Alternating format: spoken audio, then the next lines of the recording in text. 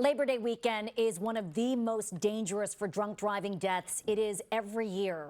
Across Virginia, 157 agencies are taking part in a crackdown to try and reverse another increase in DUI-related fatalities. But the News4 I-Team recently found the fight against drunk driving has slowed in recent years and dramatically in some cities. Investigative reporter Ted Oberg and the I-Team found a drop in DUI arrests, so they took to the roads to find out why and where it's most severe.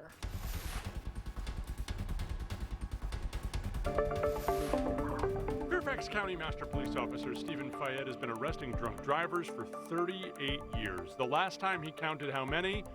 656 arrests. Anything to drink tonight? Most nights he's out on the roads looking for those who shouldn't be. It's one of them. What time was that? DUI, people die, and it's a preventable death. Faett knows the pain. Personally, had a cousin that was killed in a DUI wreck when she was 18.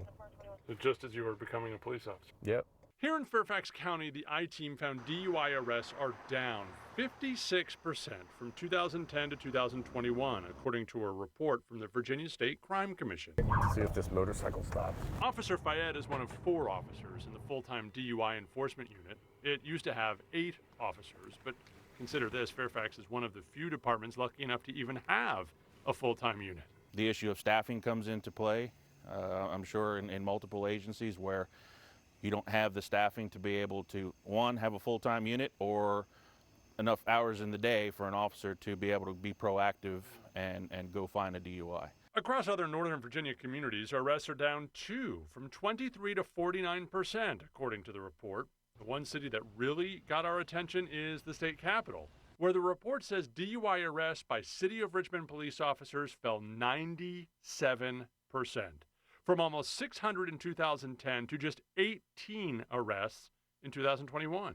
The I-Team has repeatedly asked Richmond PD, what's going on? So far, promises we'd get something, but no answer yet. We found arrests are down in D.C. too by 36%. Arrest figures from Maryland's cities and counties weren't available. Virginia law enforcement agencies do attribute some of the decrease to staffing troubles, but also tell us COVID, an increase in the usage of Uber and Lyft, and some agencies' proactive efforts to stop DUI are driving the numbers down too. I'm convinced that we've still got a huge problem. But Chuck Farmer at the Insurance Institute for Highway Safety says the arrest trend is dangerous. You wouldn't see all these crashes if we were getting rid of those drunk drivers. Farmer says in the same time arrests fell, DUI-related fatalities rose, up by 1/3 in the DMV in that same time period. He says his 3+ decades of research proves highly visible. DUI enforcement, arrests you see and hear about, are proven to make the roads safer. When arrests fall, it sends the wrong message, definitely the wrong message. If that officer had arrested the driver, she would be alive. Christine Villatoro knows the pain of losing a loved one to an impaired driver. Her daughter, Anna, was 24 years old, struck and killed in Luray by an impaired driver in 2019.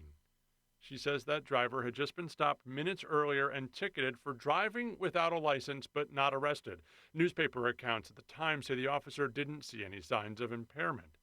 Minutes after the ticket and the traffic stop, Christine got a call at work. He said she didn't make it. And all I can remember was hearing somebody scream and scream and scream, not realizing it's me screaming. 4.5 years later, Christine works with MAD, talking with victims, drivers, new police officers, hoping to keep another family from feeling the pain she still does. I want to give her the biggest hug and tell her how much I miss her and tell her how much I love her. I've seen what drunk driving does to innocent people. In Fairfax County, the department says DUI arrests are heading up again. Nothing to drink tonight? Not enough to give Officer Faett a night off. There are drunk drivers out here, and there's not enough of us to catch the ones that we don't get. 0.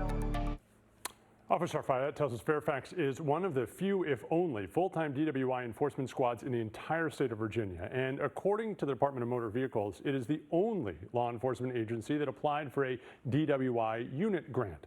There are other police agencies in Virginia that got overtime funding, but just that one full-time unit, and that speaks to the competing priorities law enforcement agencies are facing with violent crime rising even as DWI fatalities increase too. This is a huge problem, Ted. So what more needs to be done to reverse this trend?